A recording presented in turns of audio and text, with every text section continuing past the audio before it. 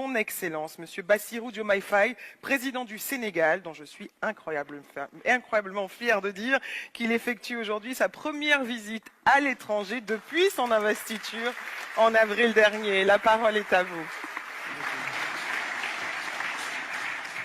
Monsieur le Président de la République française, notre hôte, Monsieur le chef d'État et de gouvernement, Mesdames, Messieurs les ministres, Monsieur le Président de la Commission de l'Union africaine, Monsieur le Président du Conseil d'administration de Gavi, Mesdames, Messieurs les ambassadeurs, distingués invités, Mesdames et Messieurs.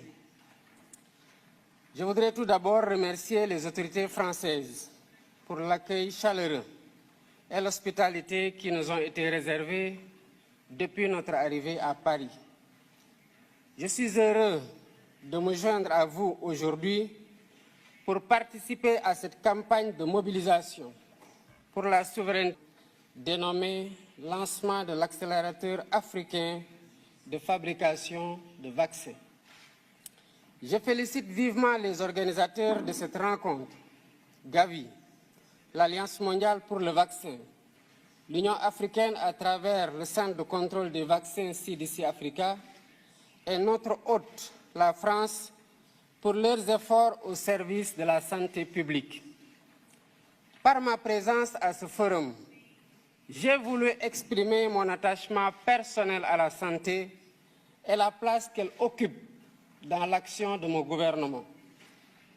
L'histoire récente de la pandémie Covid-19 nous a montré combien nous étions vulnérables, mal préparés face aux pandémies et que par conséquent, la santé doit être une priorité permanente.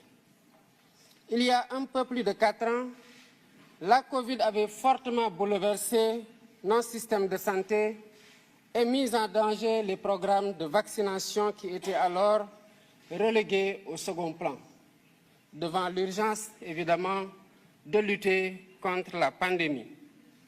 Ainsi, selon le rapport de l'UNICEF de 2021, 23 millions d'enfants n'avaient pas reçu les vaccins de base nécessaires à leur croissance normale au plus fort de cette crise sanitaire.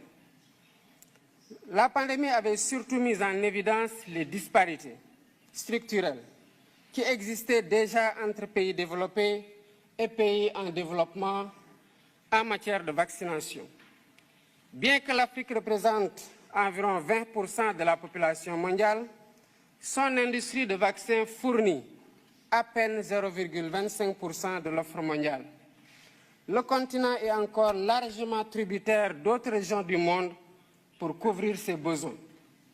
C'est dire l'immensité de la tâche qui reste à accomplir pour la souveraineté vaccinale de l'Afrique.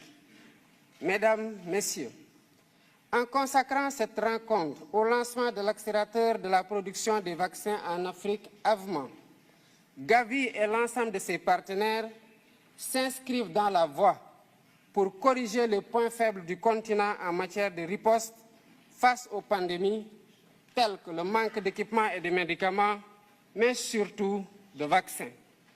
Nous avons vécu cela pendant la pandémie Covid-19 avec l'arrivée tardive et en nombre insuffisant des vaccins.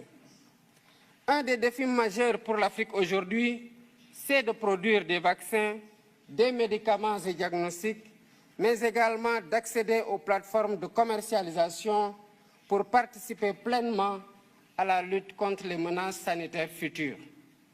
C'est une volonté politique de l'Afrique et nous invitons tous les partenaires à soutenir cet agenda qui constitue une priorité au même titre que les autres priorités liées notamment aux situations de guerre ou de changement climatique.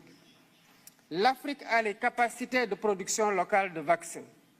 Des pays pionniers s'y sont engagés, dont le Sénégal avec l'Institut Pasteur de Dakar. Je rappelle que cet institut existe au Sénégal depuis un siècle et qu'il a une expérience quasi centenaire dans la fabrication de vaccins.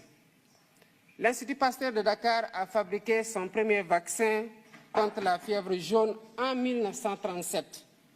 Ce même vaccin a reçu la préqualification de l'OMS en 1966, donc depuis plus de 50 ans.